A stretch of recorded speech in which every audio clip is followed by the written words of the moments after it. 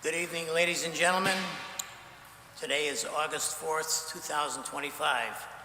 We welcome you to the August meeting of the Milford Board of Aldermen. Please join me as we salute our flag.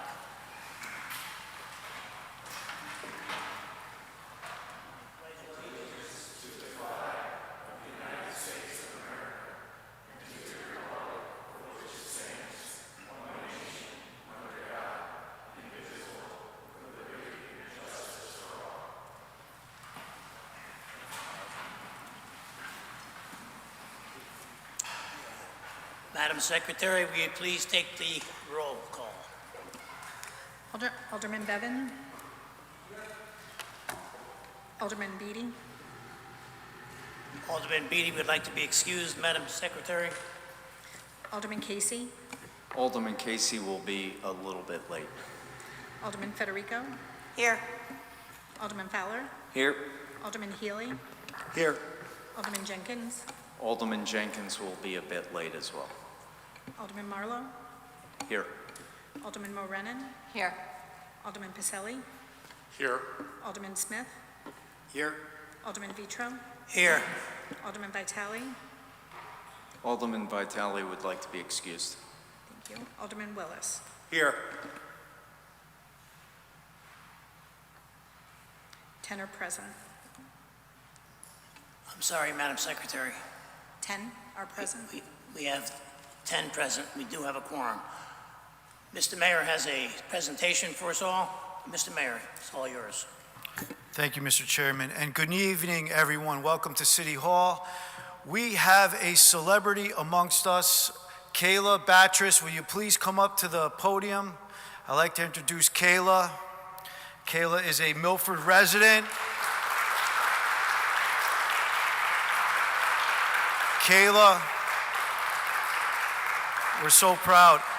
Kayla is a national wrestling champion. The first girl national wrestling champion right here.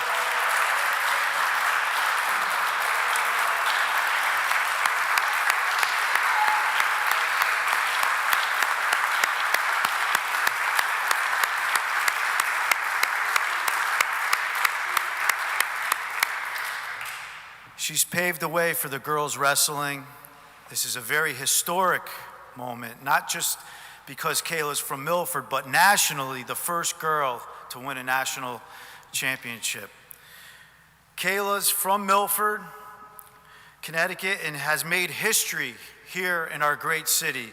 The small city with the big heart. She became the first girl from Connecticut to win the USA Wrestling Junior Division National Championship, winning the 110-pound weight class at the 2025 16U Nationals in Fargo, North Dakota. Wow.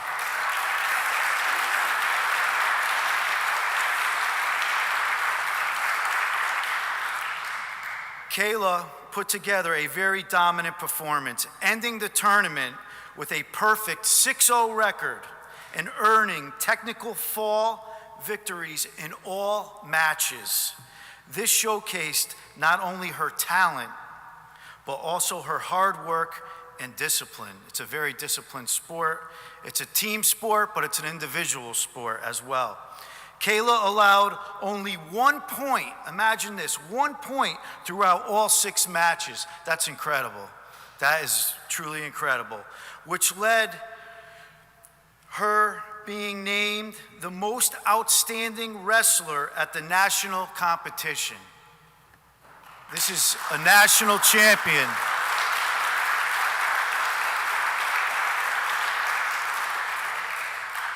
Kayla has shown great commitment and growth throughout her training.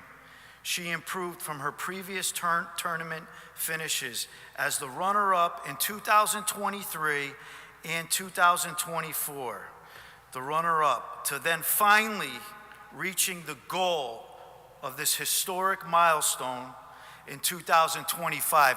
Kayla never gave up. Kayla is a true champion. She came back and she evolved and she worked harder and she achieved the highest championship that you can achieve in girls wrestling, and that's a national championship. Kayla now stands as an inspiring role model for young athletes in Milford and across all of Connecticut. And we're so honored to have you as part of our city here in Milford. You've truly made a difference with not only girls, but in your sport. And this is something that I will always remember as mayor, presenting this proclamation to you.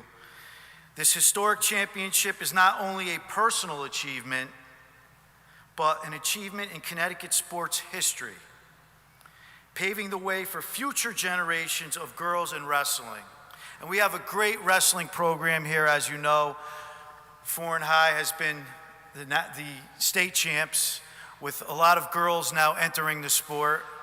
And this is something that they can look up to, look forward to, Kayla, and it's all because of your hard work and your accomplishments. And Kayla has her awards here tonight. Why don't you show the crowd what you have? USA Wrestling. It's amazing.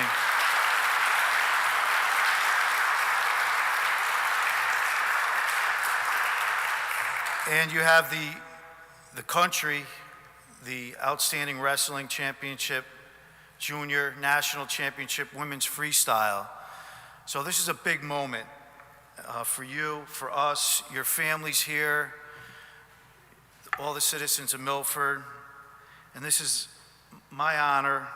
Now, therefore, I, Anthony S. Ginatasio, Mayor of the City of Milford, Connecticut, by virtue of the authority vested in me and on behalf of all the citizens of Milford here today, do hereby recognize and honor you, Kayla Batis, for her extraordinary accomplishments and in recognition of the inspiration she brings to the Milford community. We are so very proud of her. A big round of applause for Kayla.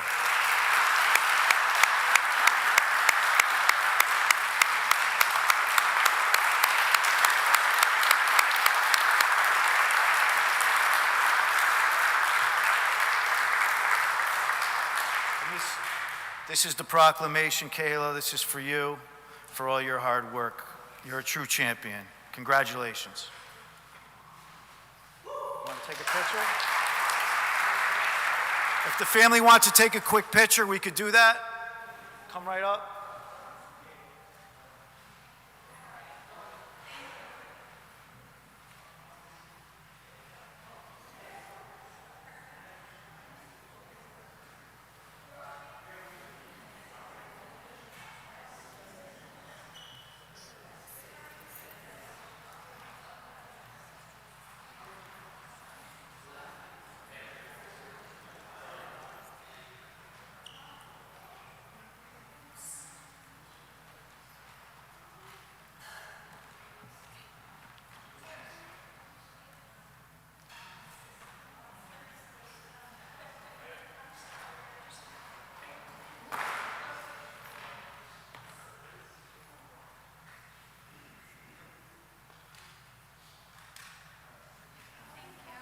Thank you, everyone.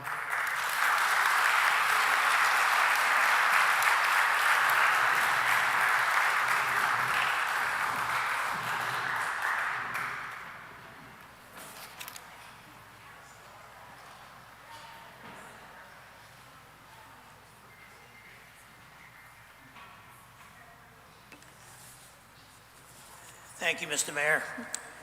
Congratulations again, Mr. Kayla. Next portion of the meeting is devoted to public comment. Statements are strictly limited to the legislative function of the Board of Aldermen.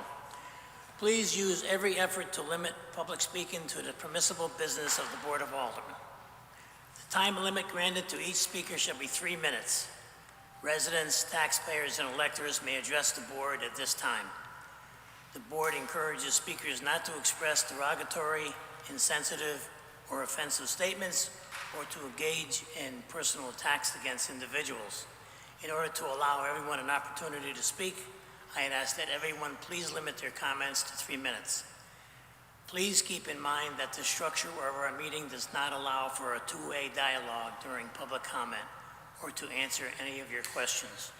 Residents can contact their district alderman by phone or by email regarding any issue or concern for the purpose of obtaining general information or guidance on what city agency may be of assistance.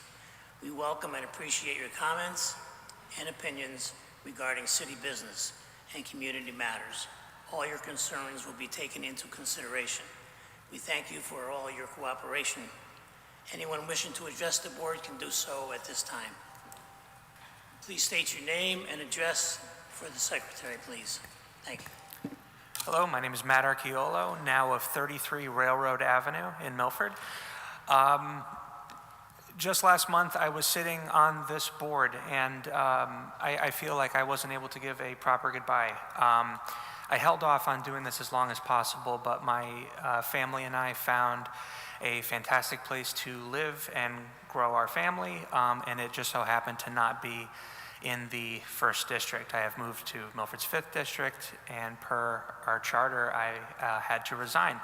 This was a very bittersweet moment. I'm very happy that we were able to find this place, but I'm also sad to give this up. I have served on this board for almost 4 years, and it has been one of the most rewarding and gratifying experiences of my life. I have never felt more in tune with my community, and I wanted to give a sincere thank you to all of my colleagues who served on this board with me, even the Republicans. It was tough. It's a lot of late nights. It's thankless. And did you know we don't get paid? I recently found that out. That's nuts. But I am very proud of everybody on this board. It was a joy to serve with all of you. I look forward to, this isn't goodbye, this is see you later. I look forward to serving in some capacity in the future. Don't know what that looks like yet. I also want to thank the department heads, Mayor Gina Tassio, Peter Irdisi, John Burcham, Clerk Peter Smith, so many people who really made this such a rewarding experience. I'd also like to take a moment to welcome who I believe would be a very fitting replacement, Mr. Chris Height. I've known Chris for about 2 years now. He's a resident of Lexington Green. He is a consummate professional. I know that he would treat this board with the seriousness and thoroughness that it would require. I genuinely believe he would be a fine addition, and he has my full support. Bill Bevan, I owe you some hard candies throughout the years, and if you guys don't get out in an ungodly hour, I'll be at Founders. Thank you very much, guys.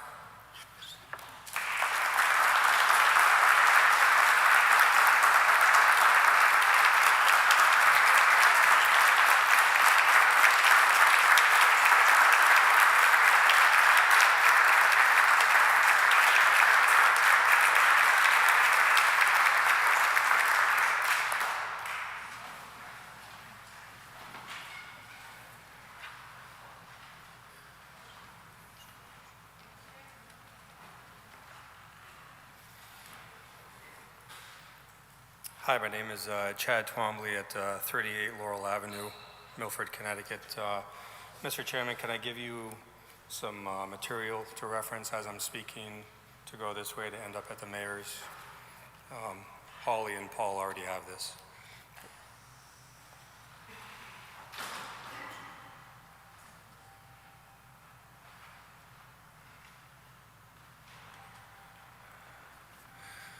I'm here today to talk about the permanent garbage can storage structure of 51 Broadway, Milford.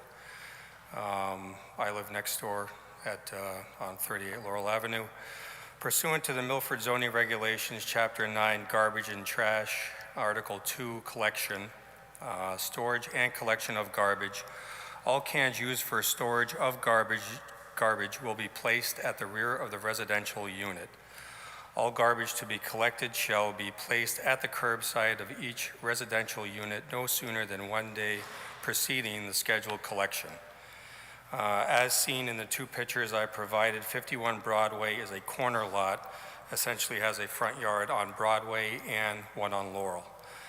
Garbage cans are permanently positioned on the front lawn of Laurel Ave. Previously, as I've spoken to town officials, as this has been going on for years, Town officials have stated that since this is a multi-unit complex with private garbage removal, the town cannot enforce this section. I argue with this statement because regardless of whether it's public or private garbage removal, the garbage cans still need to be stored at the rear of the property based on the town of Milford's zoning regulations. In closing, the continued placement of these garbage cans at the street's edge undermines the significant progress and investment the Walnut Beach community has made over the past decade. Our neighborhood has worked hard alongside the city to enhance the beauty, safety, and appeal of this area, transforming it into a destination that draws visitors from across the state and beyond, especially in the summer months. When residents and business owners alike follow the town's regulations to maintain an attractive and welcome streetscape, it is disheartening and frankly unfair to see one property disregard those standards. We respectively urge the city to address the issue promptly and uphold the regulations that support the shared success of the Walnut Beach community and the broader Milford area. Again, the two pictures sort of paint the picture. I've spoke with Justin at the mayor's office a couple times, and the Planning and Zoning Commission. Planning and Zoning basically has said since it's grandfathered in, the plot plan does not have a garbage area, that their hands are tied. So I come before the board when everybody sees the pictures. Those cans stay there 24/7. That's what we look at every day.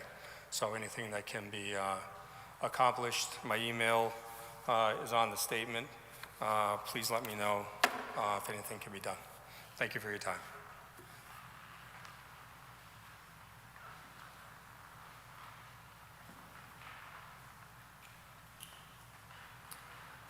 Hi, my name is Robert Dickinson. I live at 30 Grant Street, and my topic is regulation of short-term rentals, also known as Airbnbs and VRBOs. As a coastal town, Milford is attracting investors for short-term rentals. 50% of the towns in Connecticut have some sort of regulations on STRs. Milford has no regulations. We have experienced as a town a 59% increase in short-term rentals year over year at this point. There is no need for this as the city has ample supply of hotels and motels. STRs erode the availability of housing in a housing shortage and generate nuisance activity for other residents such as noise, parties, and parking problems. The house next to ours was recently purchased by an LLC. This is allowing a business to operate in a residential neighborhood. It is also essentially an unregulated hotel. New York City has recently passed strict ordinances on STRs. They included a rule that the rental cannot be shorter than 30 days unless the primary resident is present. That's ended the problem in New York City. We are getting weekend rentals coming in for a party. Milford needs to examine this problem and pass strict ordinances to fix it. Thank you.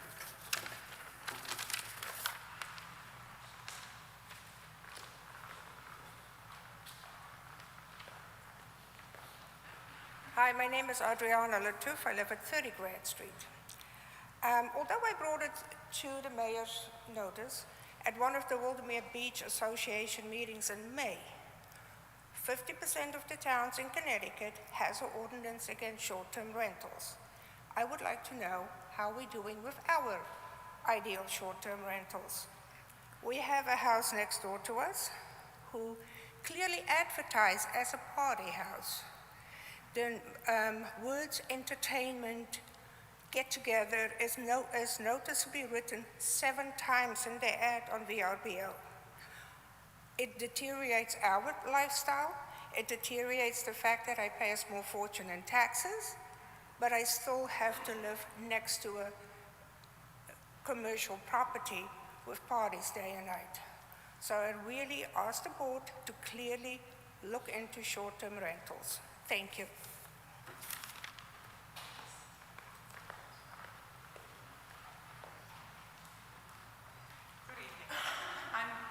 Good Smalden. I'm on 27 Grant. I don't know who my alderman is, but I'll find you. So I'm going to follow up with the Airbnb, but I wanted to talk about blight as well.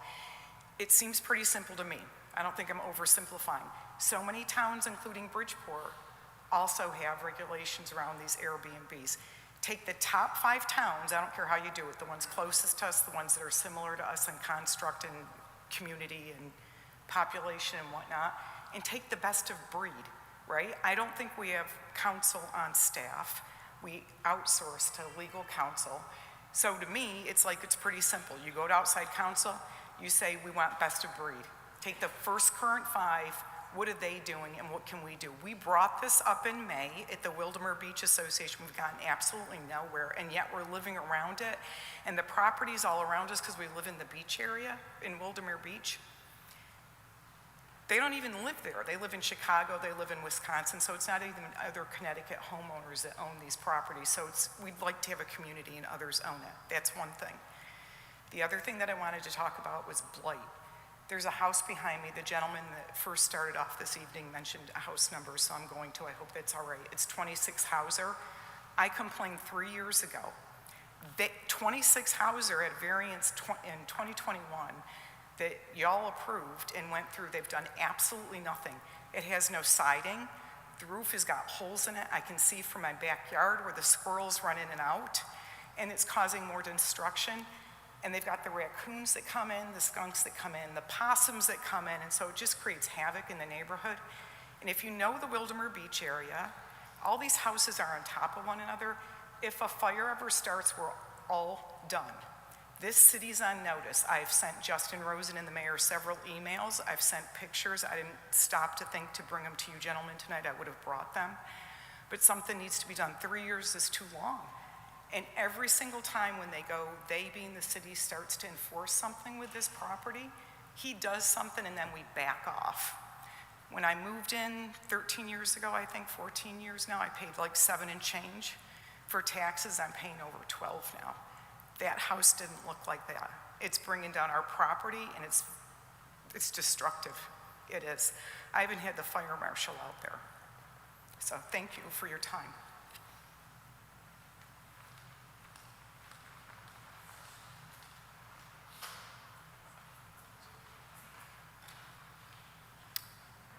Hello, my name's Mary Elizabeth Oak.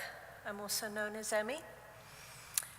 I would have been here 2 meetings back after the budget was sorted out, but as you can see, I've got a boot on my foot because I fractured it in 2 places.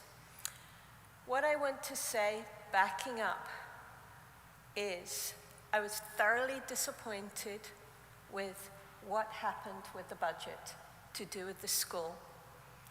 I am very disgusted at 2 years in a row of the school's budget being docked a very high amount. I hope like hell you don't do it again next year, because you've really hurt the school system. Not only have teachers had to be let go, but also certain classes have had to go by the wayside with this cut. If you carry on doing that, it will not work. I was very disappointed because 3 years ago, with the first substantial cut, which was mainly given back to the school system agreed to do research to work out the future of our schools. That was coming in at the same time of a final decision as you did another cut. So I asked myself, those Board of Ed members, that is a very tough call for them to work out the future. Plus our delightful government in Washington of the cuts of education. Everybody that voted to cut it, I hold responsible. And that takes place every single Republican of this board. You've done it twice in a row. It's disgusting.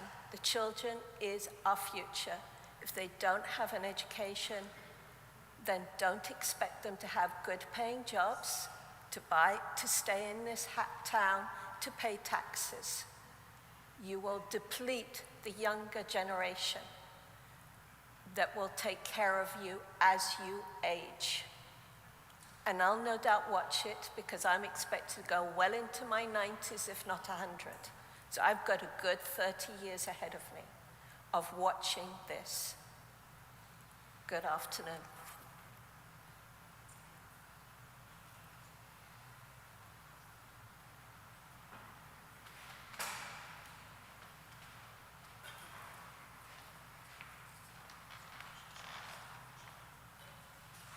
Hi, I'm Trevor Miller, 16 Ormond Street. Excuse me, this is the first time I've ever been to one of these meetings.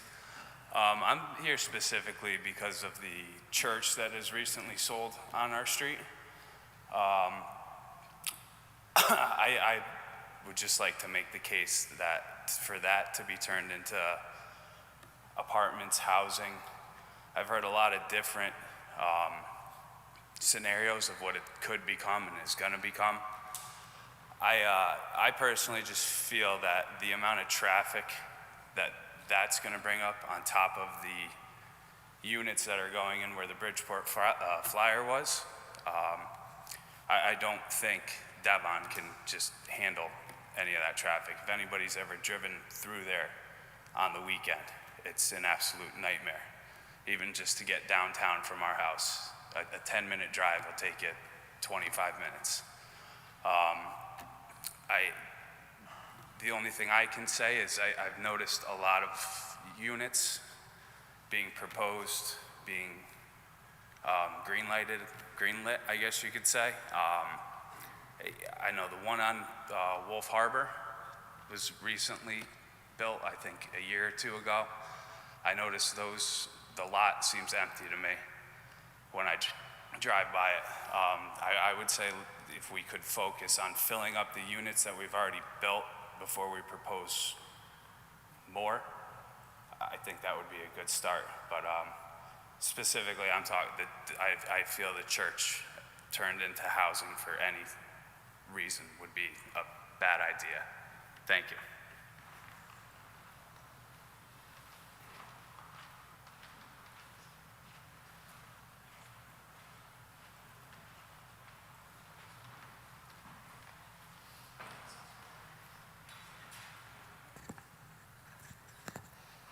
Good evening. Erin Pinson's 27 Cedar Hill Road. I wanted to speak tonight regarding the mayor's budget, the 2025-2026 budget. Please note my choice of words there. It's the mayor's budget proposal. And lately I've been hearing the Democrats raised your taxes. You all in this room know that that's not true.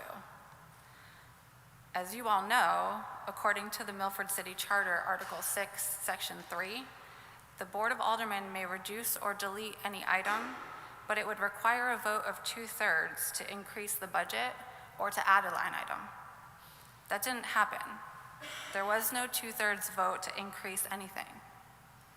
Therefore, you know that the Democrats did not add even a single dollar to the mayor's proposed budget.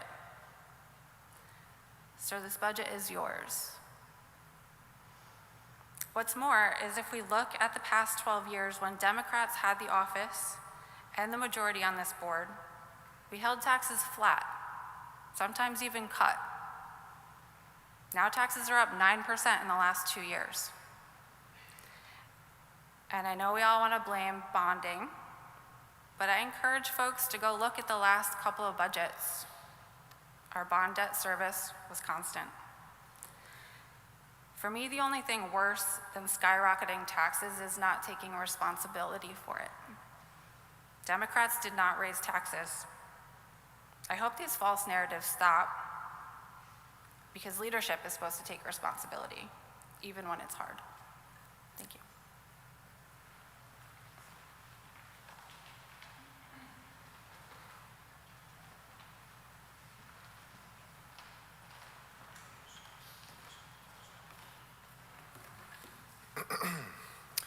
Hello, my name is Damon Relf, and I live at 31 Chestnut Lane.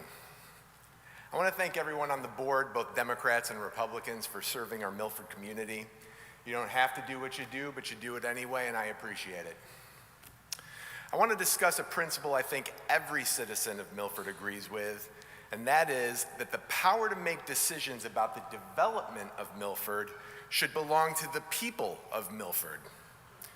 To me, this is common sense.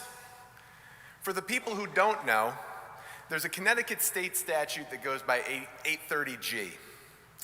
Through 830G, the state of Connecticut gives license to developers to build affordable housing in communities when less than 10% of the total housing stock serves that purpose.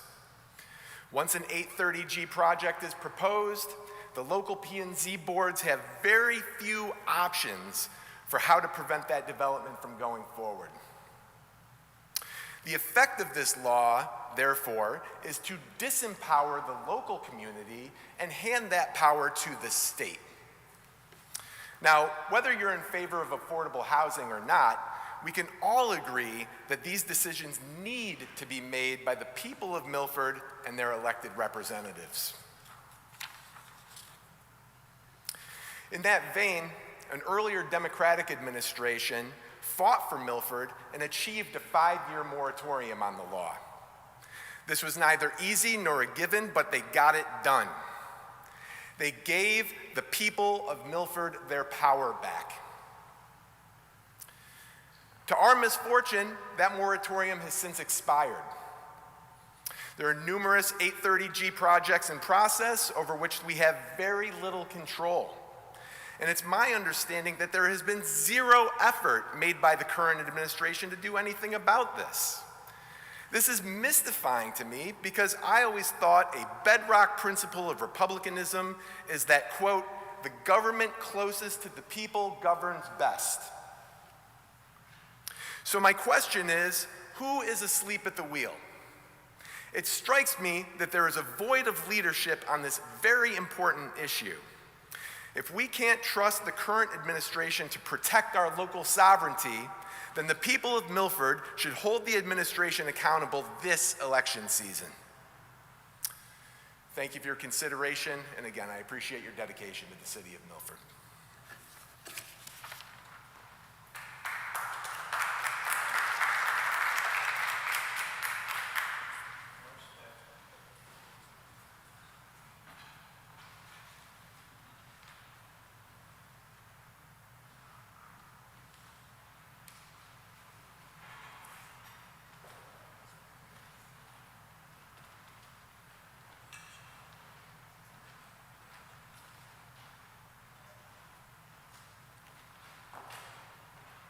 Good evening. I'm William Cates. I live at 97 Pomona Avenue here in Milford. I just wanted to speak to the city powers tonight to let you know that we appreciate your efforts in relocating the monument that was at the base of the gate at Eels Hill and placing that over in a spot where it's more visible to the citizens of Milford. The rock I'm talking about honors the service of the Connecticut National Guard during the Cold War. Milford was a site where we had missiles, Nike missiles, and a communication center. And unfortunately, one of the fellows, the mainstay up there, Eric Muth, has just passed away recently. And unfortunately, he did not realize that that monument had been relocated to the west side of the Korea-Vietnam Memorial, which was one of Eric's projects. He was the president of the Korea-Vietnam Memorial Committee. So I think it's very fitting that we have that monument to those men who stood guard for our city. in the Cold War. And I invite you all to please go and take a look at it and think about something that not too many people realize we have right here in Milford. I thank you all.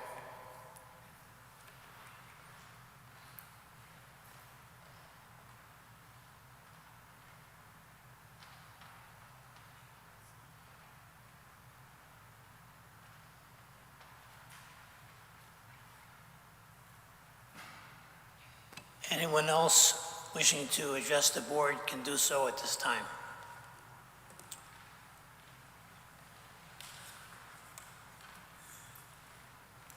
Hi, my name is Jody.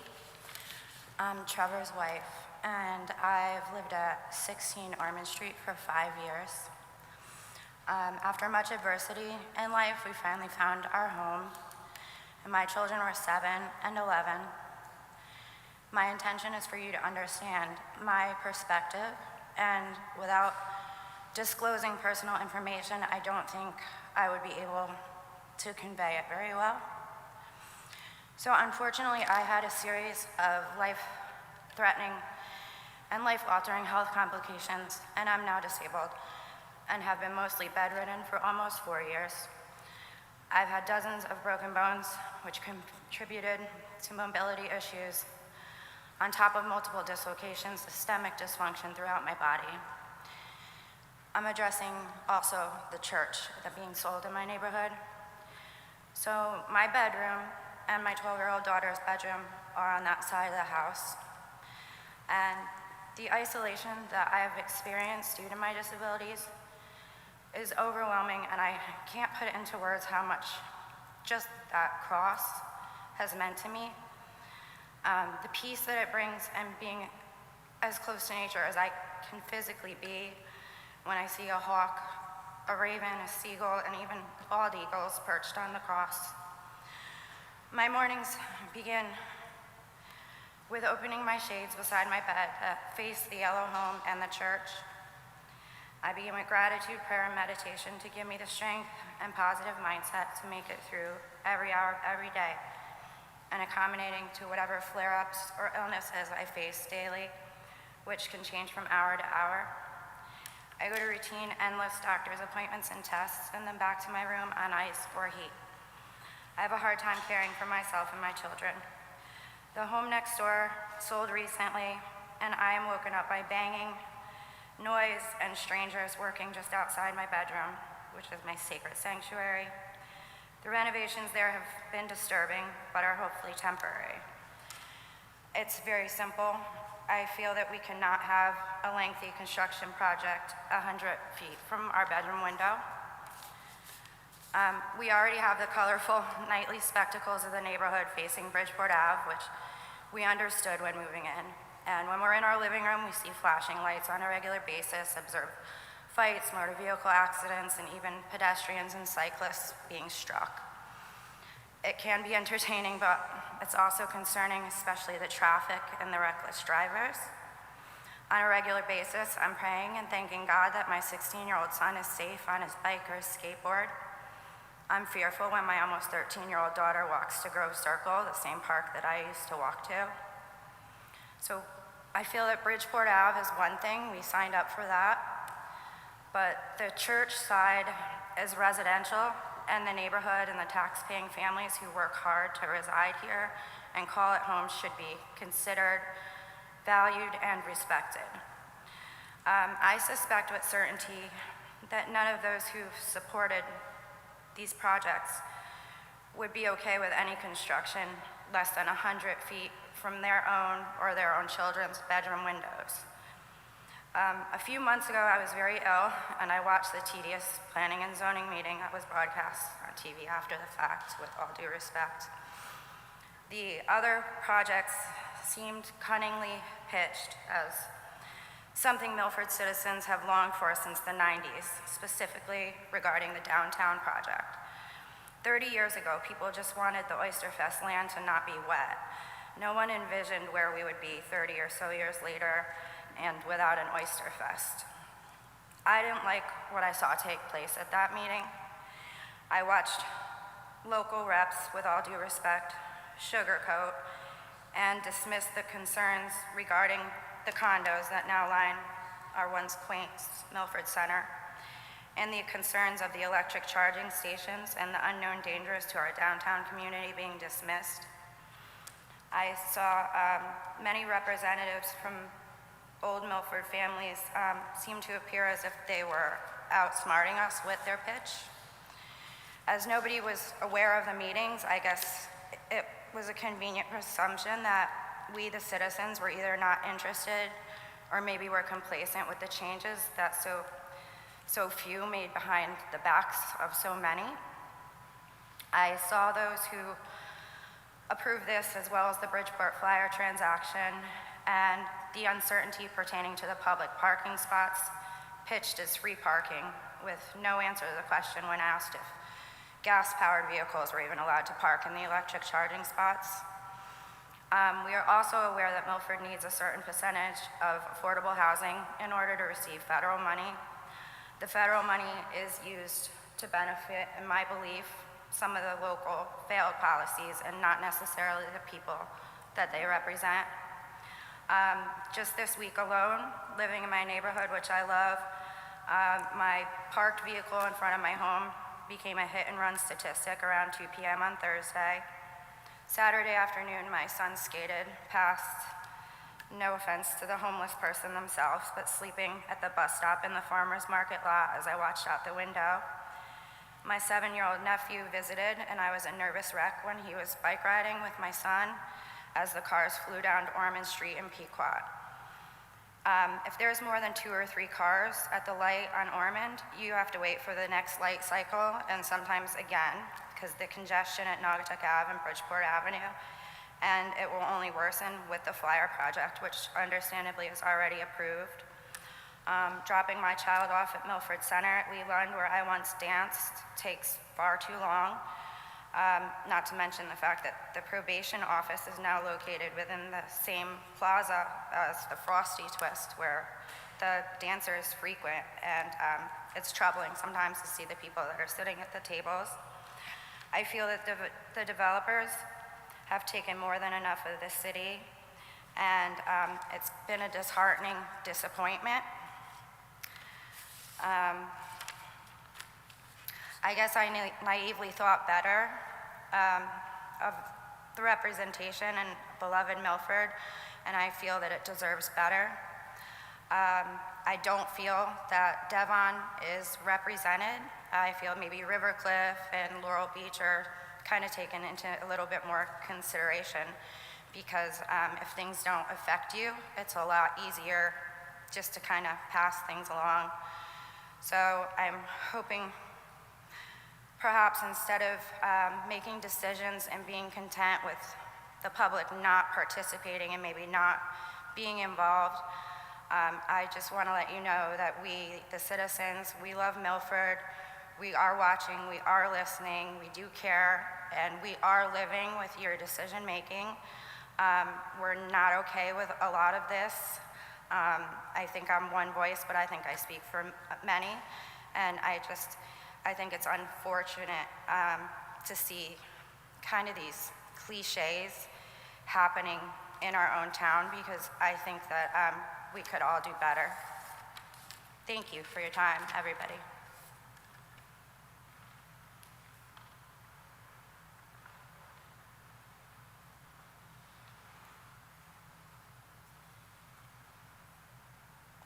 Anyone else wishing to address the board can do so at this time.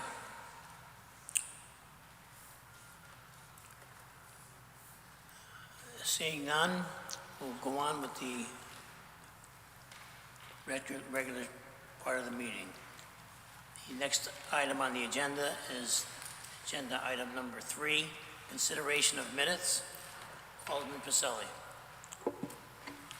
Agenda item number 3, consideration of minutes of the regular meeting of the Board of Aldermen held on July 7th, 2025.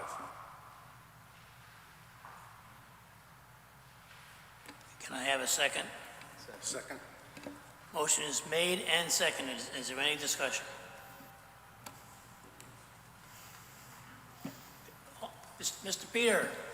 Mr. Chairman, I just wanted to Respectfully ask that the minutes reflect that I was present at the July 7th meeting. Thank you.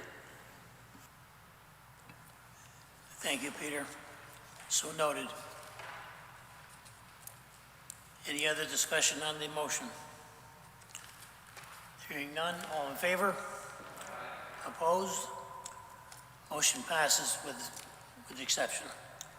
Agenda item number 4, consideration of minutes of the special organizational meeting. There wasn't any. Chairman's report and recommendations. I would like to give an update to the odor issue raised by the residents of Caswell Cove during our last month's meeting and during our public comment.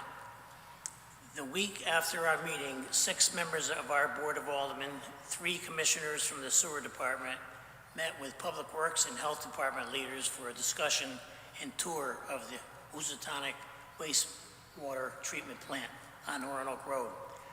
We wanted to thank the department leaders who helped us better understand the operations and the measures they plan on adding to mitigate the aroma. That's all I have to say, Mr. Mayor. Do you have a report? Yes, I do. Thank you, Mr. Chairman, and through you, thank you to all the citizens that came out tonight to share your thoughts and your concerns. We truly appreciate it, and I'm always available to meet with anyone individually on any matter that you may have. So please feel free to reach out to my office, and I will be here after the meeting to answer any questions as well. Under the mayor's report, as you can see, 6A is great news. I am pleased to inform the Board of Aldermen that the City of Milford has once again been awarded the Certificate of Achievement for Excellence in Financial Reporting by the Government Finance Officers Association. And we all know Peter Eridisi, our Finance Director, is here. Peter, we want to congratulate you once again and your entire department for what you do in managing our finances and reporting our finances. This is a very high recognition. This is something that Peter strives for, and he continues to meet the goals of our city financially. And I want to thank you personally. I want to thank Ariane Swift, your accountant, and Vernell Bethel, as well, to all the dedicated members of the Finance Department for all your hard work in achieving this outstanding award. It's truly an honor. And I'd also like to thank Alderman Matt Archiola for his service to our community, his dedication. I've gotten to know Matt by serving on the Board of Aldermen and sharing the district, the 1st District, with Matt. And I consider Matt a friend, and I just want to wish him well on all his future endeavors. Matt is someone that truly loves Milford and, takes the time to volunteer, so we appreciate that. As you all may know, Connecticut's tax-free week runs Sunday, August 17th through Saturday, August 23rd. I think that should be noted as the kids are heading back to school. Remember to shop local and help our local businesses. I think that's very important. Upcoming events, Oyster Festival, as was mentioned here tonight. August 15th is going to be the Oyster Eve, and August 16th on Fowler Field as well in the evening, and then with the DMBA Craft Fair on the Green taking place during the day on Saturday, August 16th. So we anticipate a big turnout for Oyster Fest, and I know that everyone's looking forward to it, and I certainly am as well. This has been a great summer. I attended Woodmont Day, which was a huge success. The Lobster Bake, there's so many great things happening throughout our community. On August 20th, I will be addressing the State of the City address at 12 o'clock at Tide, and we are asking MGAT to film it and live stream it. So if there's people that would like to see it, it will be on MGAT and also broadcast on YouTube for those who are unable to attend in person. So there's a lot of great things happening in Milford, and there's someone here, a new director is Robert Towns. I'd like to introduce Robert, if you would just stand. Robert Towns is our new economic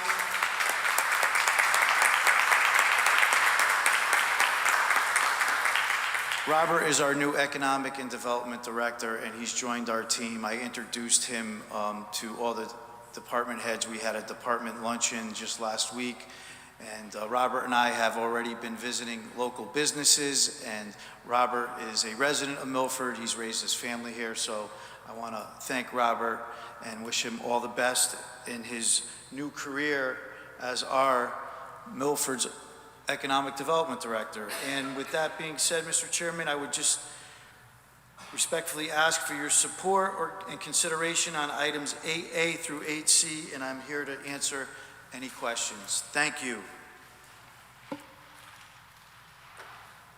Chairman.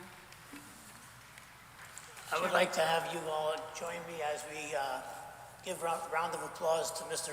Peter Iridici for the job well done.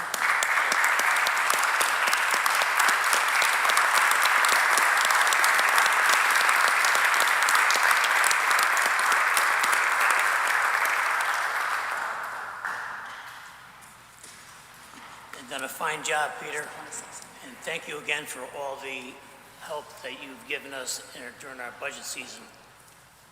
Mr. Chairman, over here. Alderman Marlenen. Thank you.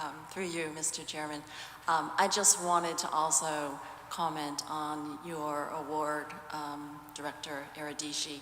I had the opportunity to sit next to the director for the Police Academy graduation, and we got to discussing, because the agenda had come out, that he was getting this award, and he's actually gotten this award consecutively year after year for 20 plus years. So it's more impressive than just this year, and so rightfully so, you deserve that recognition for yourself and the department. And you've spanned across several different administrations, different mayors, and you still have maintained that achievement. So it is indeed impressive. And the city of Milford has been fortunate to be a recipient of your responsible financial stewardship, and I thank you.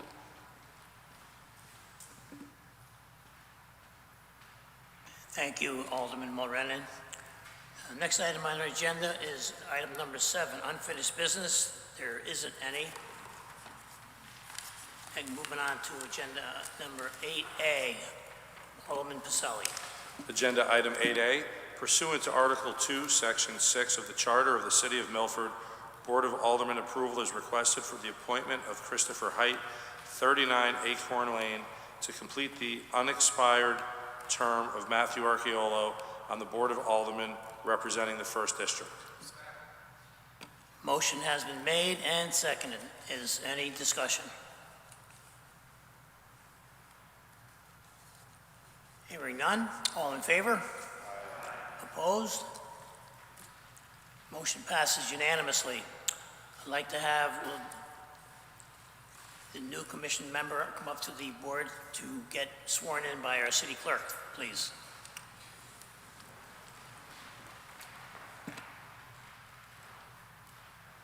Raise your right hand. Do you solemnly swear and sincerely affirm that you will faithfully execute and discharge the duties and responsibilities according to law as a member of the Board of Aldermen of the City of Milford to the best of your ability to help you, so help you God, upon penalty of perjury?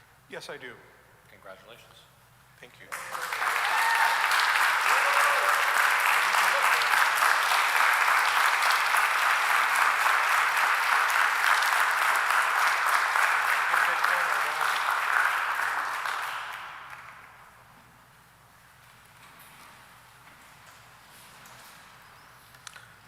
Thank you, everyone. This is exciting. I'm very grateful for this opportunity. Thank you, Mr. Mayor, Mr. City Clerk, Board of Aldermen, Mr. Chairman. I'm ready to take my seat on the Board of Aldermen. I'm very excited. I've reviewed the agenda for tonight's meeting, and I'm fully prepared to conduct business. Thank you.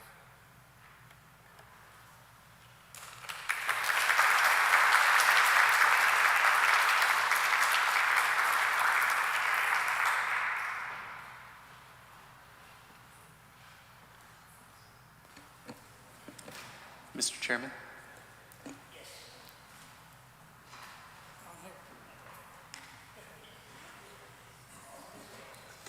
Thank you. Through you, just before we go on with the agenda, I just wanted to offer my apologies for being party tonight, as well as to Chairman Mulrennan for having to miss the Claims Committee meeting tonight. Thank you.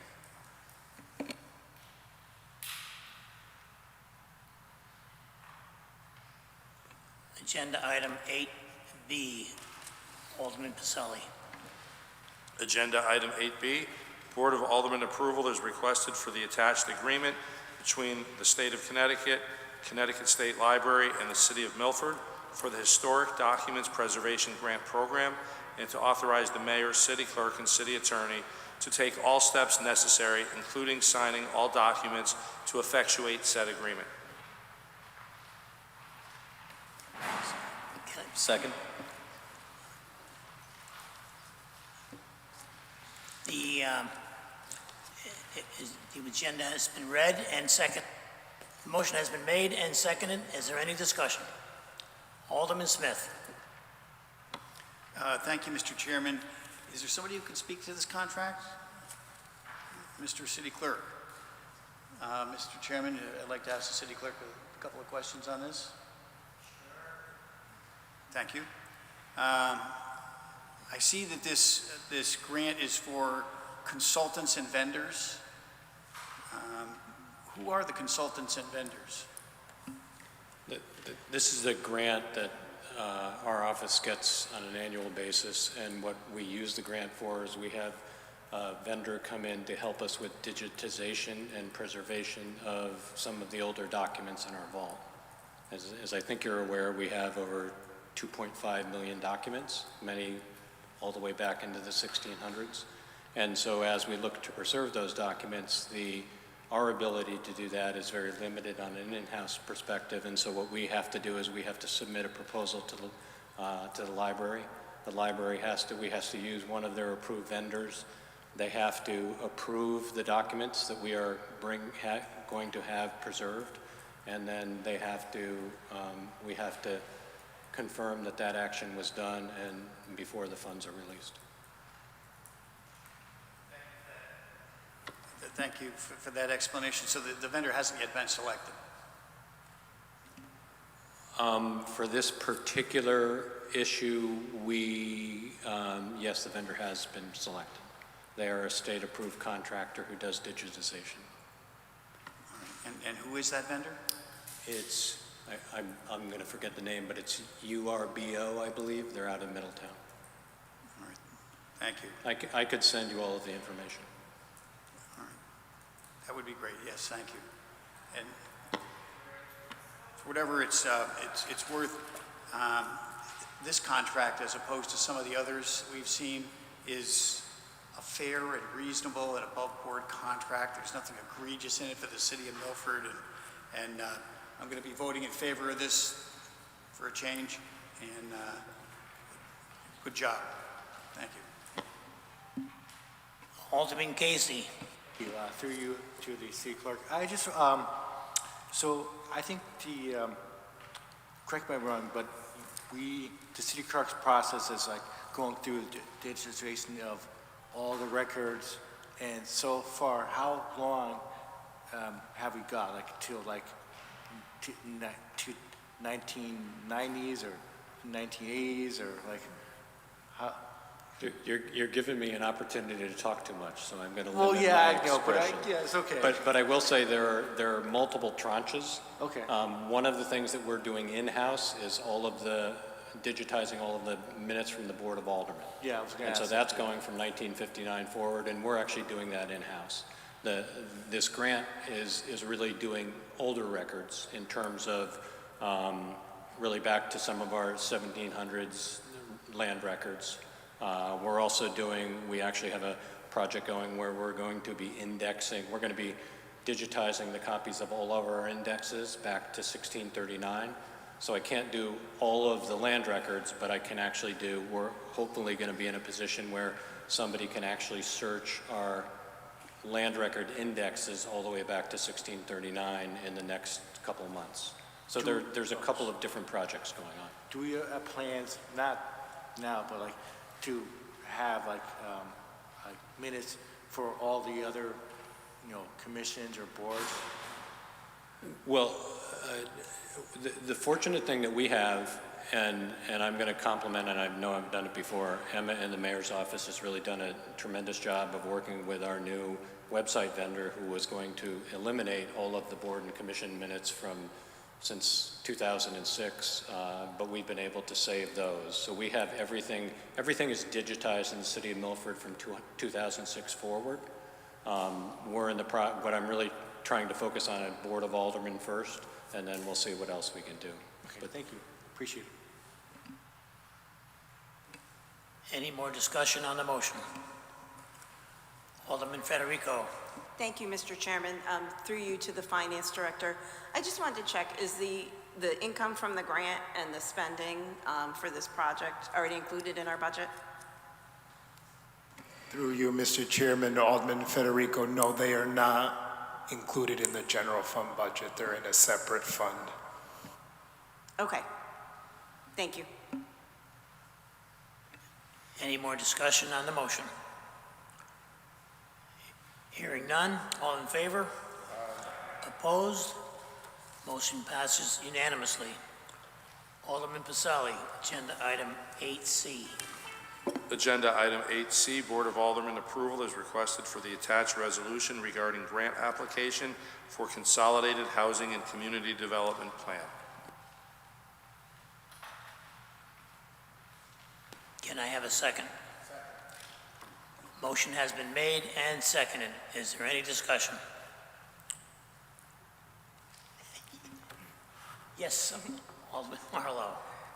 Thank you, Mr. Chair. So I see you're up there already. I was wondering if you could go through some of this. I know there's a bunch of questions, and maybe some of them will be answered through your explanation. Thank you. Sure. So the Community Development Block Grant is awarded to Milford as an entitlement community, which means it's not based on our low to moderate income ratio, but it's determined by our population. So we're over 50,000 residents, and we're classified as a metropolitan area. So that is why our city receives this grant. This year, a little different from last year, is the development of our 5-year consolidated plan. Over the past few months, I had been working with a consultant. We contacted a whole bunch of stakeholders. We had resident surveys. We had Zoom meetings with a bunch of different groups within the city. We also had an online survey, as well as QR codes throughout the city so people could easily access the survey.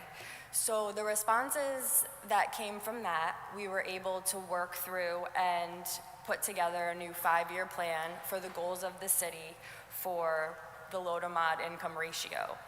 This plan helps us to kind of guide the projects that we select to fund based on the priorities that we had identified through the surveys and the meetings with stakeholders. Also included is the annual action plan that describes in detail the projects that we're funding over the next program year.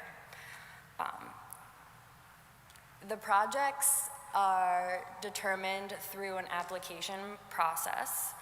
There's 3 different types of projects that CDBG can help fund, and they are through public services, public facilities and housing, and administration. The public service portion is capped at 15% of our grant, so that is the most competitive category of projects. Throughout the year, we have, I mail out an email blast to a lot of organizations throughout the community, as well as post on our website that we're accepting applications. There's a little blurb about how to apply based on the goals that we've identified in our 5-year plan. The public services, usually it's around 80 to 90,000 for all the projects in our area. And we determine which ones we select along with a committee based on shovel readiness, the amount of funding that's required, and the amount of funding that CDBG can provide to support their project. We give priority to the housing needs and the homeless based on HUD's national objectives. So anything with housing updating housing stock, all that is what HUD wants to guide most of the dollars to. So I run in-house a residential repairs program to preserve the housing stock of Milford. We support literacy volunteers, we support Bethel Shelter, Boys and Girls Club, a lot of services that the residents of Milford greatly benefit from. So far, that's kind of like the very broad overview of my program.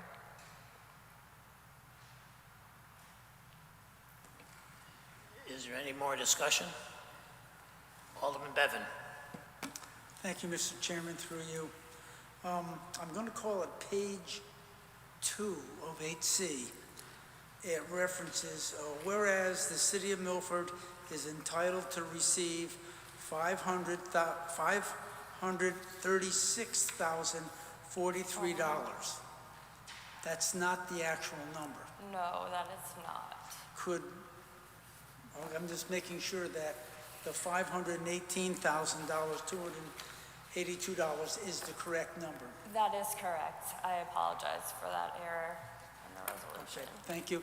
Now, as a follow-up, Mr. Chairman, not a follow-up, but another question. I'll refer to it as page 25. It lists fiscal year 2025 annual action plan activity budget. And it lists literacy, Boys and Girls Club, Human Resources, Bethel, rape crisis, public facilities. Is this where all the $518,000 is going to go? No, the $518,000 is for all the projects listed on this page. That's, maybe I said it wrong, but it's these items that 518 is going to. Correct, yes. Okay, and there's not another housing project or something else that it's going to, it's just these, I'm going to say 10 items. At the moment, yes. When I had opened up the application period, I had included in the email blast as well as the public notices and advertisements that I was hoping to have housing projects and housing endeavors apply to this program to support their projects. So CDBG is unable to fund construction projects on their own through just CDBG funding. So I can help fund and provide funding to housing developers as long as 51% or more of the units will be rented to low to moderate income persons. And unfortunately, this year, we didn't have anybody apply or interest in that, which is why we chose to put the bulk of it towards the Bethel Shelter project. The goal is to spend as much money within a program year as you're able to. That shows HUD, and the reporting that goes back to HUD shows that the planning costs and the capacity and just the ability to get these projects done, the faster we spend the funds toward meaningful projects, that greatly increases our odds of getting a higher grant amount next year. Okay, with the 518,000, are we going to be assured that the Boys and Girls Club for the after-school program coordinator is going to get that $10,000? Yes, so in order to receive funding, it's based on a reimbursement. So when the Boys and Girls Club comes to us and they would like to receive their funding, they would need to provide backup, such as payroll, salary, pay stubs, to show me that this person, the after-school coordinator, has been paid and provided through that project. So we reimburse Boys and Girls Club from that after they show me the evidence that that person had been paid. Thank you very much. Thank you, Mr. Chairman. Alderman Marlowe. Thank you, Mr. Chair. Good evening. So along maybe some of those questions that Alderman Bevan was asking if there is any staff associated with any of these things.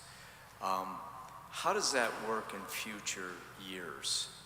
I mean, it's being asked for here, and if it gets approved, that staff is assigned to that particular thing. And what happens if next year, this will never show, do you see this staffing showing up in a budget for an individual department? Yes, when an organization applies to my program, especially like the Boys and Girls Club, they provide their financials, they provide their budgets, as well as whatever signed resolutions that they have to verify that that information's correct. So I believe their coordinator, because 10,000 would only be a portion of their actual salary. Okay. So they provide all of that up front, and it's considered and evaluated before we actually award the grant to them. Okay. So the general administration part of this, which is the biggest part, what exactly is general administration? So the general administration is my salary, benefits. Also, it's for project management, for outside, if I hire a consultant, a project manager. There's an option to hire a seasonal employee, especially when my residential repairs programs start kicking into gear and I need to have a little supplemental administrative help. It's also for advertising. It's also for different memberships across the board. It's for office supplies, and so it's basically everything administrative that is needed to administer the program so all those kind of costs, yeah. Okay, thank you. Just one last question, Alderman. So I see there's, one of the emphases here in reading through this, and I know that these are very generic and very broad, and while you try to hone in on some of it, I'm not sure I see a lot of how you're actually going to accomplish some of these things. But I do see that there is an emphasis on the housing part of this. And do you see that in any of the objectives that you have or the goals that you have, that you would be looking for planning and zoning to change any of their regulations to accomplish some of your goals?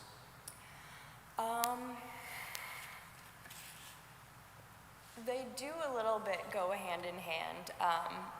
I know with the Bethel shelter, there was concern from HUD's part that the noise levels would be too great, but so we do work hand in hand sometimes, and I think probably in regards to affordable housing, again, like we can't do any construction projects, but we can support and assist as long as they meet an eligible criteria that HUD sets forth. So if things do change, I would definitely have to look into it and see how it could fit to benefit my program.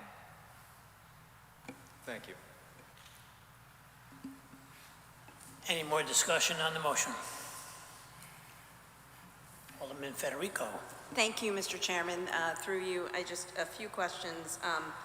The line for public facilities sidewalk and curb cut program, how does that work? Does that money actually go to the city to do the work?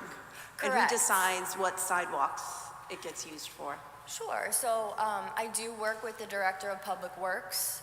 We have a map that shows the low to mod income census tracts. In those areas, we can do the curb cuts and we can do the ADA improvements for the sidewalks. So the director— I'm sorry, what did you say it was based on? What census? I couldn't. Just the low to moderate income tracts that show Okay. up through the census. Okay, got it. And so throughout the city, the Director of Public Works, he designates where they go out, when they go out, and they fix those. Then the bill comes to me, and it lists the streets, it lists what they actually did on each of those streets and the repairs, and they draw down on their funding. Okay, thank you. And then to the finance director, so I believe, again, none of this flows through the city budget, correct? Through you, Mr. Chairman, to Alderman Federico, no, it flows through the CDBG fund itself, which is separate from the general fund. Okay, thank you. Thank you. Alderman Casey. Through you, I just have a question on the line of security deposit program. What is that like? What is that concerning? Sorry, which program? Security Deposit Program. Yeah. So this is a new program that I'm running in-house. The committee graciously decided to choose that as one of their projects. So as I was evaluating over the past year, our first-time home buyers program, which is up to $30,000 towards a deposit for a first-time home buyer in Milford. Looking at the home prices, the availability of vacant homes and properties, it wouldn't be feasible even with a $30,000 help to get a family into somewhere to live, a single family. I receive, as well as the Department of Human Services, we receive phone calls about security deposit assistance for residents to move into a safe, clean apartment.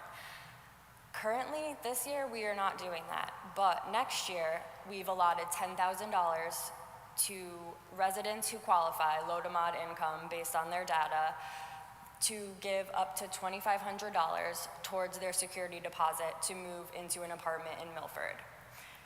This program, it is my hope that in a few years, it becomes a fully self-funded program. CDBG allows for the return of security deposits to come back as program income. So I'm sure there will be a great need for this program. My plan is to also give notice to the library, to the Department of Human Services, to direct people to my office to get this going. So I am actually very eager to see the success in this program. Thank you. You're welcome. Any more discussion on the motion? Alderman Jenkins. Thank you, Mr. Chair. Through you. The residential repair program, can you describe that for me and how any properties would be chosen or how that works? Sure. So this is an open application process. So at any time throughout the year, residents can come and fill out the application along with a very lengthy attachment sheet. We look at their finances, we look at their tax returns, we look at household members, everything basically, just a rundown, like basically what you would provide to receive a loan. Once a resident is deemed eligible, I work with a project manager on this. A project manager goes out, they look at the repairs that the person is interested in having done to their property, and our project manager will write up a scope of work. The program is up to $30,000 of a forgivable loan, and it's recorded as a second mortgage on the land records. So we work with contractors, we put it out to bid. We have all federally licensed contractors that can. So if a contractor who doesn't have the qualifications, they can bid, but they will not be selected. There's very stringent regulations that contractors and the repairs need to meet from HUD. So this is probably our most popular program. We are doing a lot of skirting repairs actually in Ryder Woods. We, earlier this year, completed 3 properties. We fixed roofs. We replaced a roof on a shed. We completely re-sided a resident's home. We rebuilt a deck. We have added handicap ramps to homes. So it's a very, very good project for Milford. It's one of my favorite things to run. It's a lot of work, but it's very rewarding, and it makes the residents thrilled. And on top of that, it preserves our housing stock. So houses look nice, property values stay high, and taking care of like sore spots around the city. And who is the determining body for whether something qualifies or not? Who vets and takes those applications and determines which projects money is going to be allocated for versus which are denied? So as long as a person financially qualifies, they're not above a certain low to moderate income thresholds, they'll be accepted into the program. So currently there is a waiting list because it's first come, first serve, but we've received a lot. So I have 2 in the pipeline that we're almost ready to go out to bid, and probably right now, I want to say maybe 7 or 8 people are on the waiting list. On top of weekly, I get 3 to 5 inquiries about the program and people interested in looking for an application. Would you also just describe the next line item, the housing admin program? The housing administration program. Yeah, you have the general administration, but what's the housing admin program? So the housing administration is for, I would say, I use it mainly for my construction project manager who coordinates all these residential repairs. Before I was in this position, it went out to bid and they had hired a project manager to deal with the projects and to go out throughout Milford. He's a Milford resident and he does this service for other towns for CDBG. So it's for him. There's also, as of last year, an updated radon requirement for each of these projects. The radon testing is very stringent, and I am very fortunate that I do have housing admin dollars to put towards that as well. It's a new requirement from HUD that started last year. There's also, for those, I also use a environmental review consultant, which is a requirement for any repairs being done to a property. It needs to do a full analyzing of all the environmental factors that HUD needs to make sure that are up to code.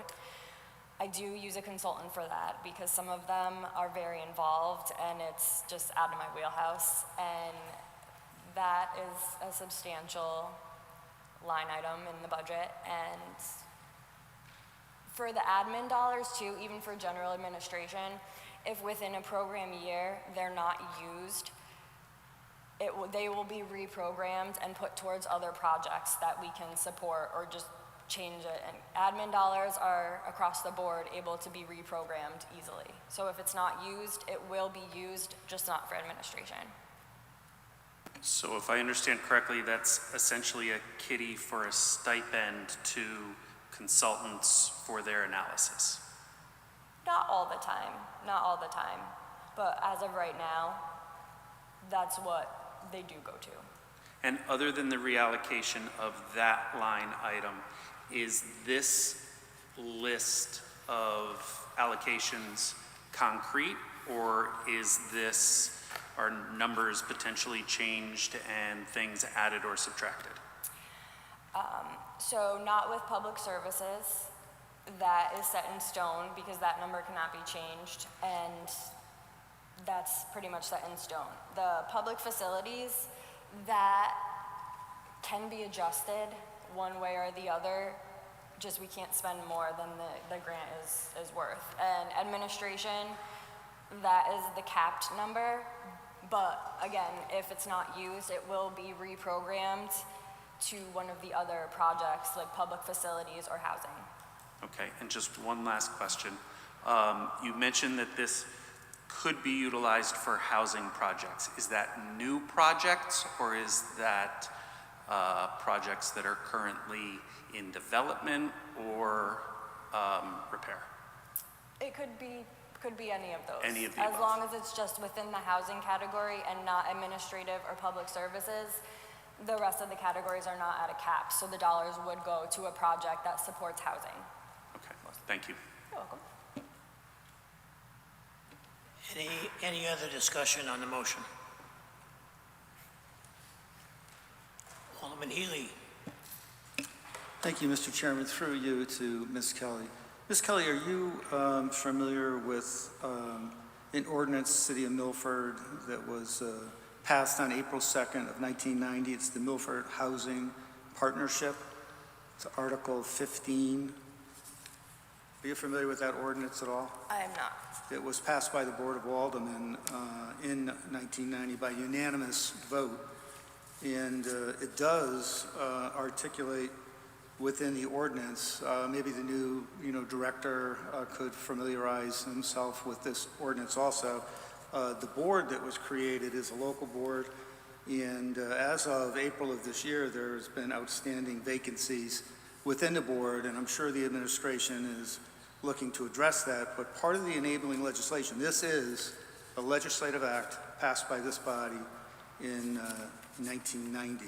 And it does talk, to specific issues, relative to explore the availability of any state, municipal, or land that is suitable for the development of affordable housing, to review applicable zoning regulations to determine whether such regulations restrict the development of affordable housing in the community, to identify any necessary changes to such regulations, to establish priorities and develop long-range plan to commit to meet identified housing needs in the community consistent with regional housing needs, to establish procedures and the development of written proposals to achieve such priorities in accordance with said plan, to start an activity, development, or project designed to create additional affordable housing in the city of Milford, to undertake any task required by the general statutes to fulfill its duties to obtain development designation.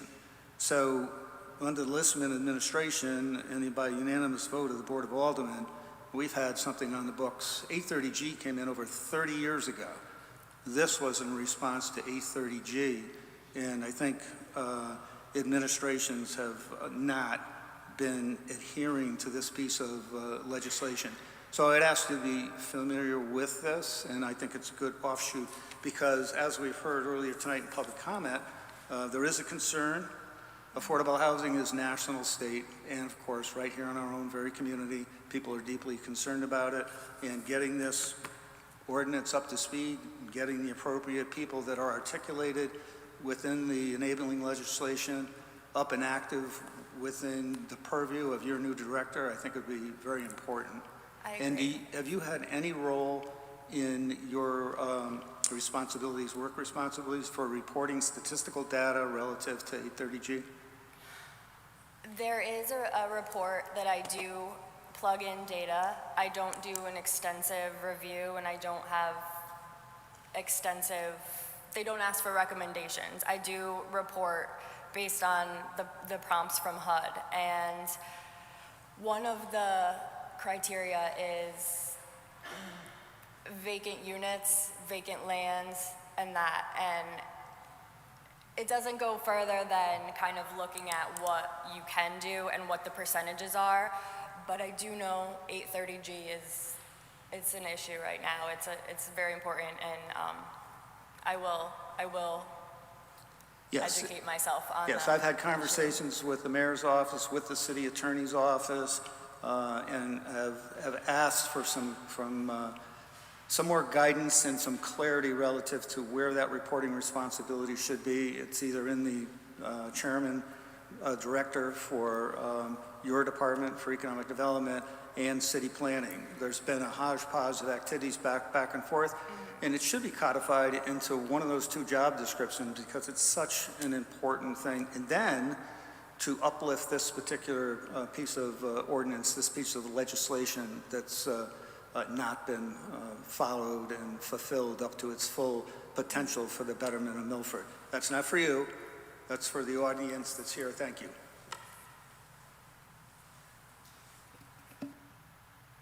Any other discussion on the motion? Alderman Fowler. Thank you, Mr. Chairman. Through you. Can you explain the Bethel Shelter planning and capacity costs line item? Because obviously it's the largest one here. But Yes. So we've been working closely with the Bethel Shelter and the location of their new shelter at 995 Bridgeport Ave. The planning and capacity costs, they've used engineers, architects, all the big people that have basically planned and created this project. An eligible use of CDBG funds is to reimburse planning and capacity costs towards an eligible project, which the shelter is. So the architectural costs, the lawyer costs, we can also help with closing costs. So basically, the planning and capacity costs can be covered as an eligible expense through CDBG dollars. It's a great opportunity to spend down our grant to improve our timeliness ratio better than it already is. And just Milford wants to show a good faith support in such an important organization within our community. Thank you. And just a follow-up, just on all these line items. I know this is the 2025 annual action plan, but it's till 2029, part of the 2029 plan. Yes. So do you expect some of these line items to return on next year's grant? Pretty much the players for the public services, those are the organizations that consistently apply year after year. And because of how it's worked well in the past and fit into their funding and their budgets, they pretty much apply for the same types of projects each year, which makes it a little easier. But I am happy to report that 3 new organizations did apply this year. So I'm hoping word is getting out that there is this funding available, but mostly so far in my experience in this position, it has been the same groups that apply. Okay. And just one more, I'm sorry. I just know that there's a lot of, evaluation of past performances and goals. I'm just curious, how does your office measure success, and how do you expect to measure success with these particular line items? A lot of it is just supporting the underserved communities. So we quarterly, all these subrecipients that receive funding from us, regardless if they've used our funding yet within the year, there is a standardized form that they all fill out quarterly, which reports accomplishments, what they've actually done, and then all like the demographical data is reported to me. When I get those, they are entered and logged into our federal system called IDIS. Very, very great, extensive data. So everything gets logged in there and recorded. And at the end of the year, a report is generated and it shows the accomplishments and the actual numbers of either households, people, demographic groups. They split up the data in a lot of different ways. So that reporting shows households, families, individuals, racial groups, age. It reports on all of that based on the feedback and the reporting that the subrecipients provide. Okay. And is that report, once it's collected, would that be available, I assume where? Yes, so it's available on our website, also in my office. We do a public comment period before it is actually submitted to HUD as well. So during that comment period, I believe it's 30 days, it's available and on display for anybody to take a look. The public notices are posted online in the Connecticut Post, sometimes New Haven Register, sometimes Milford Mirror if their deadlines meet my needs. And so there's a lot of chances to come see and to come look at it. And I would invite everybody to look at it because I don't know how many people know what my program actually does. Thank you. Any more discussion on the motion? Alderman Smith. Thank you, Mr. Chairman. Good evening. Some of my questions are going to be because I'm still a freshman on this board, but is this 2025-2029 5-year plan the first 5-year plan that we've had, or were there previous ones as well? There were previous ones as well. Going back, this is going to be the 51st year, so I believe from the inception of the program that they've had plans like this. All right. And this is good. But this is a new 5-year plan that starts in 2025, runs out through 2029. Correct. Yes. All right. And was this grant given out last year? Correct. Yes. And how much was that grant last year? The last year was $536,000. Okay, roughly the same. And it says that this is a collaborative effort, and it says the community at large. who is that? Who is the community at large? The community at large, I would say all the residents of Milford. These projects benefit not only the people that are using those services, but for the overall betterment of Milford. Yeah, but I mean, the question I was asking wasn't so much who is it for. It says that this plan represents a collaborative effort of the community at large. And maybe I just missed it. I didn't see any announcements. Who was the community at large that collaborated in this effort? Sorry, I misunderstood your question before.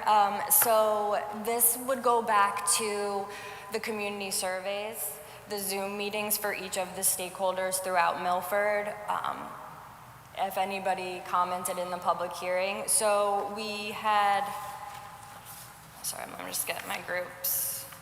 So basically, in the beginning of March, we held a bunch of stakeholder meetings. We did education, museums and libraries, homeless organizations, health and social services, community planning, the transit district, city government departments, housing agencies, redevelopment and housing partnership, and faith-based organizations. So all these groups were invited to their own specific Zoom meetings, as well as the community surveys if they wanted to do that. And to each of those groups, the talks were tailored to their specific areas of expertise.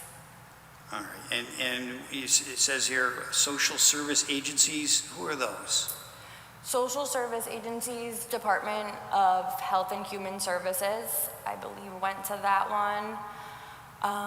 Bridges, I believe attended that one. Off the top of my head, I apologize, I'm not sure. But we did have a good response, and the Department of Human Services was a big player. And it says housing providers. Who are those? Who are housing providers? Housing providers. That one I'm not sure that anybody attended because I was thinking that it was the landlords. We didn't have landlord responses. We had a lot of tenant responses, but not the landlord or housing management organizations. And it says housing advocates. Who are they? Who are housing advocates? Housing advocates. So it's some of the social workers from the police station, from Bethel Shelter. We worked with All In for Milford, some of their public outreach. They helped greatly to connect us to other organizations as well as themselves in general. And it says planning agencies. Who are planning agencies? Who's that? Planning agencies is probably would be myself, project managers. We're a smaller community. There's not as many large-scale projects that would be undertaken. So some of these groups, not many people answered or answered at all to. So some of the groups that were listed on here, they did not put forth anything. All right, and it says economic development groups. Did any of those answers? Who are they? Who are economic development groups? I want to say that was with the All In for Milford and the Business Association. It ended up being that All In for Milford had a separate meeting as well that more members could attend. And it says that a resident survey data was drawn from resident surveys. Mm-hmm. Who drafted that survey? It was a survey developed from previous years and my predecessor along with our consultants to narrow down and to update it. I do have a copy if anybody was interested. I would be, actually. And how many responses were there to those surveys? So through SurveyMonkey and the website, they got 70 responses, and through the distribution of paper surveys, we received over 200. And was there a tabulation of those responses? Yes. That's available too, if we could get that? I don't know if it was put in one place, but yes, I can make that available, yes. All right, and it says that a review was done of the city's comprehensive plan. Is this consolidated plan supposed to be part of the city's comprehensive plan? Or augmented? What's the relationship So between the two? there, I think the words are interchangeable in that paragraph, if that's what you're saying. Say that again, please. So the consolidated plan and the 5-year plan, that's what you're questioning? No, at the bottom of this first page, it says executive summary. It references that part of the collaborative effort that resulted in this consolidated plan was a review of the city's comprehensive plan. So that would be the review of the last 5-year plan, the overarching plan, the 5-year plan, and then within each year, that's those specific projects that are listed. Well, the city has a comprehensive plan for development. And I kind of thought that that's what this was referring to, that this consolidated plan reviewed the city's comprehensive plan for development. Is that not true? Honestly, I'm not sure. I don't. All right. And it says, and other community plans. What other plans were those? I know that we reviewed my public participation plan, and what did come of that is it was identified to get out more information about these programs and another way to obtain public comment. It's fallen by the wayside, the public's comments on this and their ideas, and I specifically was looking at information on our public participation comment plan. All right. I'm on page 18 now of, I guess it's the summary of the 5-year consolidated plan. And it says housing strategy, and these are the goals. And there are 5, looks like there are 5 bullet points there. And I'm just unfamiliar with any of these. What is HSS1? It says it's a home, an owner-occupied housing rehabilitation. So those are just codes that HUD uses to abbreviate. Those are not from Milford. So it's housing priority, homeless priority. So housing priority is HS, homeless priority is HO, special needs priority is SN, community development priority is CD, economic development priority is ED, and administration, management, and planning is AMP. So it's different levels of priority, but basically just an abbreviation of those. And I'm looking in particular here where it says HSS 1 through 5, and to whom are these applications made for these various programs? Is it your department? Yes. All right. And it says HSS 3 is apparently a program to create more affordable housing options in Milford. And my question would be, how is that done? So I can think of a specific example off the top of my head. Is there were a couple multifamily properties available for sale. I had a resident come in and speak with me about what kind of support we could give her towards a purchase of the property to be able to rent to 2 low to moderate income persons. So again, it's just one unit, but that's what I'm looking for people to come to me to help with the affordable housing stock. I can't build, unfortunately, through my grant, but I can support projects that are planning on renting or selling to 51% or more low to mod persons.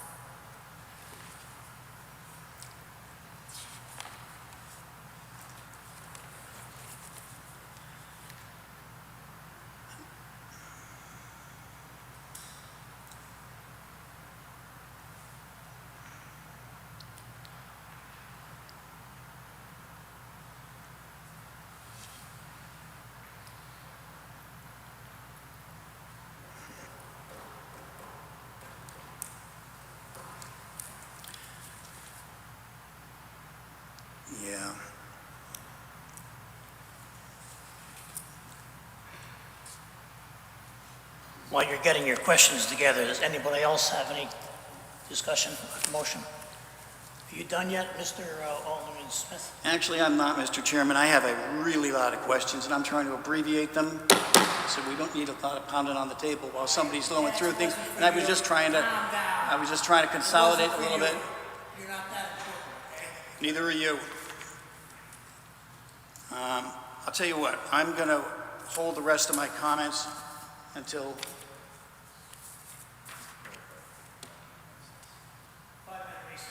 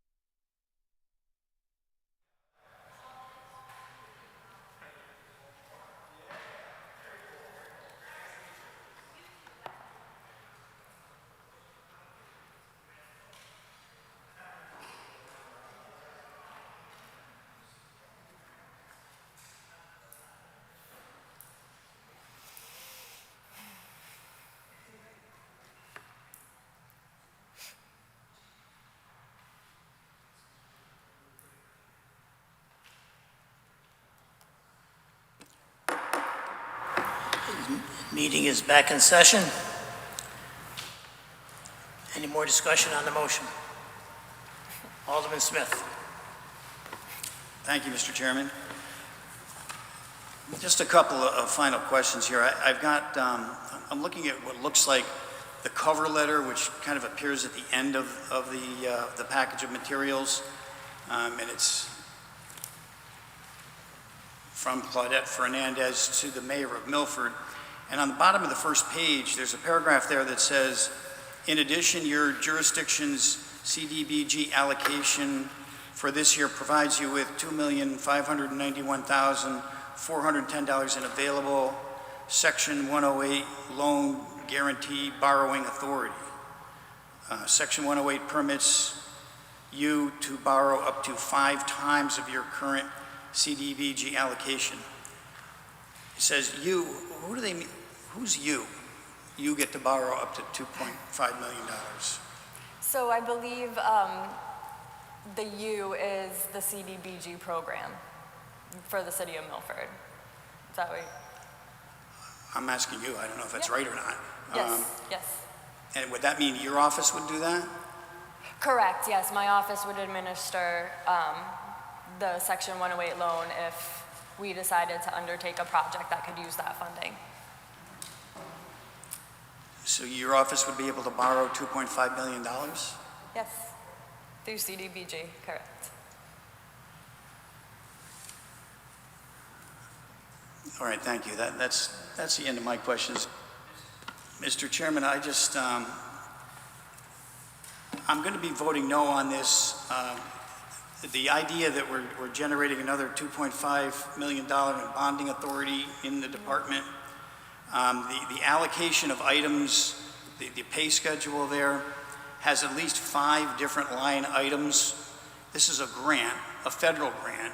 It has at least 5 different line items for salaries. And so what we're doing is we're creating positions and funding positions with grants.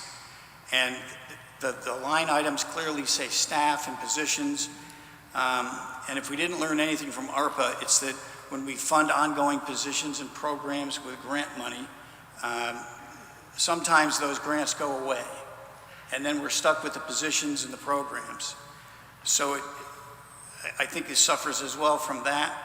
The focus here on the affordable housing component, I think, needs a much deeper conversation in the city of Milford. The city of Milford has had a very difficult experience with affordable housing. It seems to me that a substantial portion of everything that we have in front of us is focused on affordable housing. And I think that deserves a community discussion with the larger community itself. I don't think that has happened in this process. As well, it was mentioned about the comprehensive plan of development in here, and this meshing with that and helping to enhance these development opportunities, especially on the housing component. In my opinion, in the city of Milford, we've had too much development. We've had too much, it seems to me, runaway development. You could see it in the center of Milford.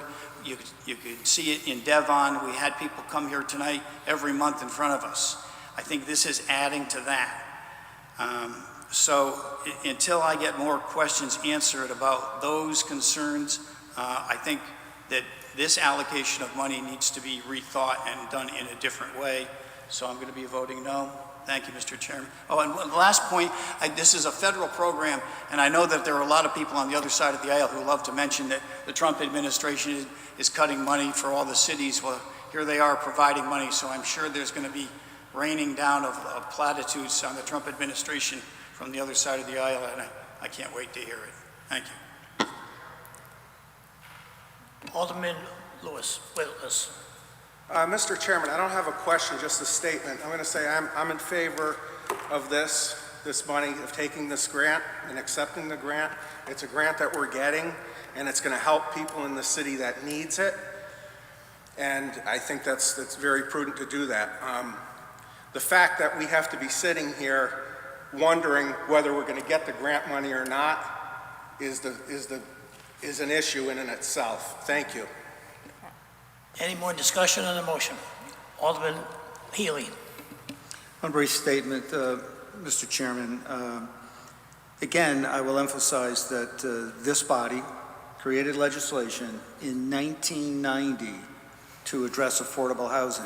If you take that ordinance, you read that ordinance, you implement that ordinance to its full capacity, you will be addressing on a bipartisan basis some of these issues. This grant and where the funds are allocated for, I recently toured along with Alderman Morell, the Bethel Center, and a number of these institutions we've had discussions with are certainly worthy of these grant funds. So I will be voting in favor of it, and I ask that we address collectively the ordinance that I've mentioned in this evening's comments to live up to its full potential for the residents of Milford. Thank you.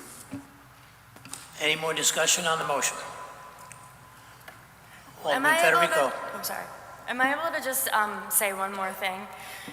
In regards to the affordable housing, my grant is in support of affordable housing projects. We cannot fund or support other projects unless it's 51% or more. So the new housing units that are being built, no one has come to me looking for funding, looking for more information on how to get my grant to apply to their developments. So I feel like the affordable housing issues that are happening here are actually separate from my grant and the purpose of my grant. When we say affordable housing, we want to make it accessible for everyone. So it's not so much being like an affordable rent or an affordable house that we could sell or rent at a lower rate than others. It's more of keeping the upkeep of the properties, keeping Milford affordable, beautiful, just taking care of people's properties and organizations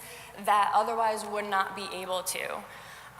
So that is kind of how my grant works with the affordable housing. We're not going out and saying, build this, or we would like to support this project, but you have to do this. So that is not what my grant supports in regards to affordable housing. Any more discussion on the motion?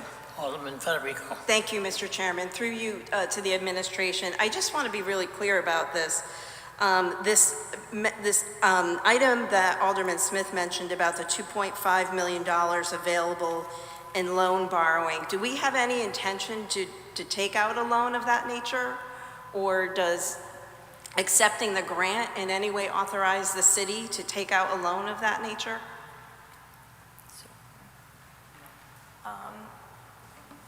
Mr. Chair, through you to Alder Federico, no.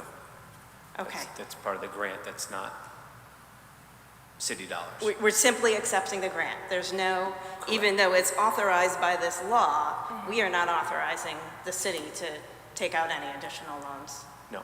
Okay, thank you. I just wanted to make sure that was clear. And I'll just add, I very rarely mention the Trump administration here at this table, but since it was brought up, I believe this money is available due to an act that's been around for 50 years. This is not a gift from the Trump administration. I think that we are lucky that this money has not been pulled back by the Trump administration yet. So I will be very much in favor of this. I think it's a great way to help people in need in our community. Thank you. Any more discussion on the motion? Hearing none, all in favor? Aye. Opposed? Roll call vote. Madam Secretary, please.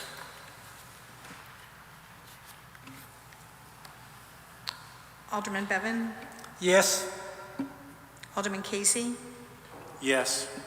Alderman Federico. Yes. Alderman Fowler, Yes. Alderman Healy. Yes. Alderman Jenkins, Yes. Alderman Marlowe, Yes. Alderman Morenin, Yes. Alderman Picelli, Yes.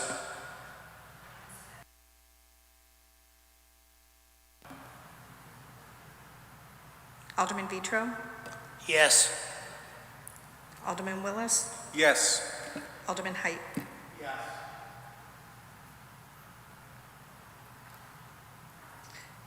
Twelve yes, 1 no. 12 yes, 1 no. The motion passes. Thank you, Madam Secretary. Alderman Pacelli. Agenda item number 10, number 9, I'm sorry. New business not on the agenda.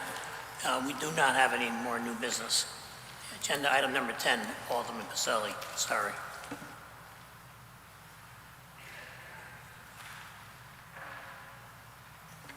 Agenda item 10, consideration of budget memo transfers number 9 and number 10, Fund 1005 and 2812 fiscal year 2025. Second? Motion has been made and seconded. Is there any discussion? Hearing none, all in favor? Mr. Chairman? Alderman Federico. Thank you, Mr. Chairman. Through you to the Finance Director. Mr. Ardisi, last month I asked you if we had the final transfers for the year. Is this it? Through you, Mr. Chairman, to Alderman Federico, no, I anticipate another set of transfers at the next meeting. Okay, thank you. All right. Any more discussion on the motion? Hearing none, all in favor? Opposed? Motion passes unanimously. Alderman Pacelli, agenda item number 11, refunds. Agenda item 11A, consideration of refunds in the amount of $8,329.35. So move. Motion has been made and seconded. Is there any discussion? Hearing none, all in favor? Opposed? Motion passes unanimously. Agenda item number 12, report of standing committees. Anybody have any reports of standing committees? Mr. Chair? Alderman Morenin. Thank you. Through you, Mr. Chair, I'd like to report out on the Claims Committee. The Claims Committee did meet tonight and approve the settlement of Victor Daniels versus the City of Milford, as was discussed in executive session. Thank you, Alderman Morenin. Any more standing committee reports? Seeing none, we'll move on to agenda item number 13, reports of the special committees. Is there any special committee reports?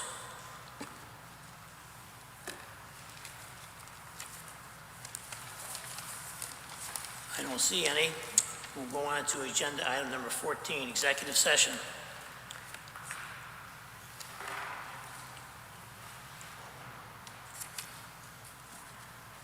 We have two items on the agenda for executive session. Joining us in executive session will be the mayor, the city attorney. I don't see anybody else who can be on that. Is there a motion to go into executive session? Second. Motion is made and seconded to go into executive session.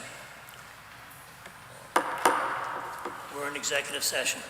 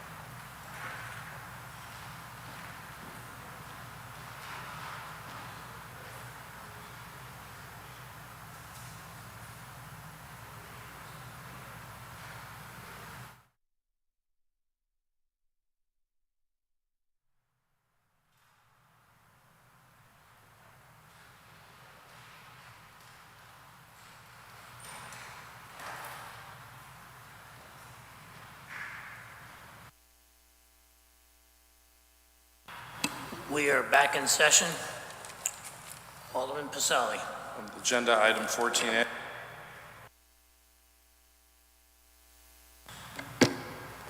Here we go, all right. Agenda item 14A, I make a motion to participate in settlement discussions concerning national opioid litigation, including Purdue Pharma and Sackler family, bankruptcy plan approval and settlement plan approval. Motion has been made and seconded. Any discussion? Seeing none, all in favor? Aye. Opposed? Motion passes unanimously. Thank you, Alderman Pacelli. Do I have a motion to adjourn? Not yet. Oh, you, No, one more item. I thought you combined them, I'm I sorry. did not. Alderman Pacelli. Agenda item 14B, I make a motion to participate in settlement discussions concerning national opioid litigation, including opioid manufacturers, Alvogen, Anil, Apotex, Hikma, Indivior, Mylan, Sun, and Zydus. The motion is made and seconded. Any discussion? All in favor? Opposed? Motion passes unanimously. Thank you, Alderman Pacelli. Do I have a motion to adjourn? Motion is made and seconded to adjourn. All in favor? Opposed? Meeting adjourned. Thank you, everyone. Thank you, Madam Secretary.